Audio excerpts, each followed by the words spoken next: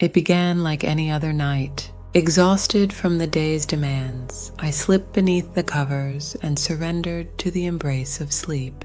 But what awaited me in the depths of unconsciousness was a nightmare beyond comprehension. A prison of paralysis from which there seemed to be no escape. As slumber claimed me, my mind drifted into the realm of dreams. But as the hours passed, a sense of unease began to seep into my subconscious, a nagging feeling that something was amiss. And then, like a bolt from the blue, it hit me. A creeping sensation of paralysis that gripped my body with an iron fist. Panic surged through me as I struggled to move, to break free from the invisible shackles that bound me to my bed.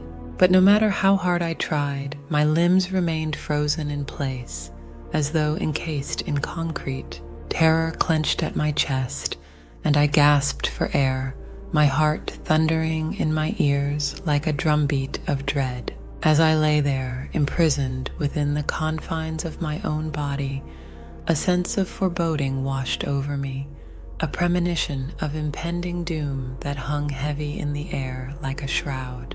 Shadows danced at the edge of my vision, twisting and writhing like malevolent specters, eager to claim me as their own. But it was not just the darkness that tormented me. It was the feeling of being watched, of unseen eyes boring into my very soul with a malevolent intensity that sent shivers down my spine. I strained against the paralysis, desperate to break free from the suffocating grip of fear that threatened to consume me whole. And then, just as I felt myself teetering on the brink of madness, it happened. The sensation of a presence looming over me, its breath hot and fetid against my skin. I tried to scream, to summon help from the depths of my despair, but my voice failed me, swallowed by the void that threatened to engulf me. With a sinking feeling in my gut, I realized that I was not alone, that whatever lurked in the shadows was not of this world, but something far more sinister. A primal instinct urged me to flee, to escape the clutches of the unseen terror that stalked me in the night. But trapped within the prison of my own body, I was powerless to resist. And then, with a sickening lurch, the darkness coalesced into a form, a grotesque apparition that loomed over me like a harbinger of doom. Its eyes glowed with an otherworldly light, filled with malice and hunger, and I knew with a bone-chilling certainty that it meant me harm.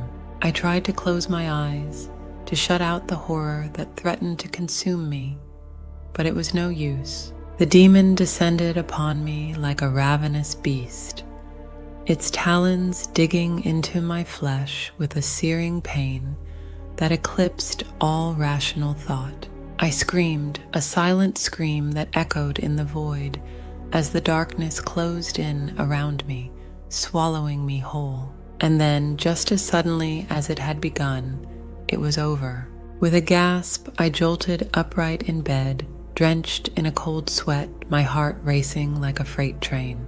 Relief flooded through me as I realized that it had all been a dream, a twisted nightmare born of the depths of my subconscious mind.